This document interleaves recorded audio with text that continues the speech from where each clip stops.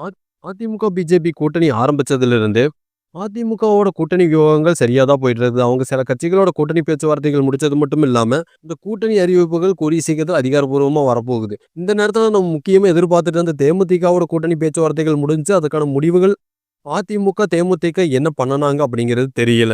தேமுதிக தொடர்ந்து அதிமுக கூட்டணியில் இருக்க போறது உறுதி அப்படிங்கிறது என்னதான் பிரெடிக்ஷனா இருந்தாலும், அது அதிகாரப்பூர்வமா வர வரைக்கும் அது ஒரு கருத்து தான். இப்படி அதிமுக ஒரு சைடு ஒரு கூட்டணி வியூகங்கள் சரியா போயிட்டு இருக்கும்போதும், பிஜேபி அனைத்து கட்சிகளுக்கும் கூட்டணி அழைப்பு விடுத்தாங்க அப்படிங்கிறது எல்லாருக்கும் தெரிஞ்சது தான். திமுகவ எதிர்க்கணும் அப்படின்னு நினைக்கிற எல்லா கட்சிகளும் அதிமுக, பிஜேபி கூட்டணியில சேர்ந்துக்கலாம் அப்படின்னு தமிழ்நாடு பிஜேபி மாநில தலைவர் நயினார் நாகேந்திரன் அவர்கள் அப்பவே சொல்லியிருந்தாரு.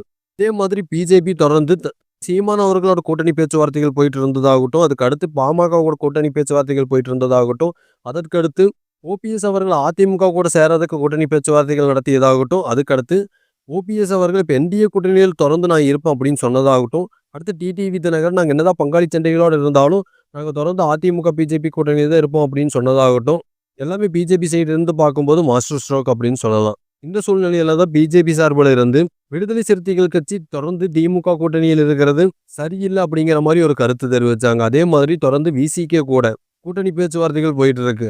என்னதான் இருந்தாலும் விசிகே, டிஎம்கே கூட்டணியிலிருந்து வெளிய வருவாங்களா அப்படின்னு பார்த்தா கண்டிப்பா வெளிய வரதுக்கான வாய்ப்பே இல்ல. அப்படி ஒரு வேள அவங்க வெளிய வந்தாலும் கூட அவங்க டிவிகே கூட்டணிக்கு போறதுக்கான வாய்ப்பு தான் ரொம்ப அதிகமா இருக்கு. இப்படி திமுக கூட்டணியில இருக்கிற ஒரு கூட்டணி கட்சிய இப்ப அதிமுக, பிஜேபி கூட்டணிக்கு கூப்பிட்டுருக்கிறதே ஒரு மிகப்பெரிய வியூகமா நம்ம பார்க்கலாம். இந்த கூட்டணி அழைப்பு கண்டிப்பா திமுக கூட்டணிக்குள்ள ஒரு சலசலப்ப கொண்டு வந்திருக்கும். அடுத்து டிவிகே கூட கூட்டணி பேச்சுவார்த்தைகள் என்னதான் பேசினாலும் அது கண்டிப்பா கூட்டணி சேர மாட்டாங்க அப்படிங்கிறது எல்லாருக்குமே தெரிஞ்சது தான். டிவிகே, தேமுதிக மாதிரி கூட்டணி சேர்ந்து தேர்தல் அணுகிட்டா வரப்போற அடுத்தடுத்த தேர்தல்கள்ல டிவிகேவோட வாக்கு வங்கியோ இல்ல அவர்கள முதலமைச்சர் வேட்பாளரா பார்க்கிறதோ மாறுறதுக்கான வாய்ப்பு இருக்குது. இப்படித்தான் தேமுதிகவுக்கும் நடந்தது.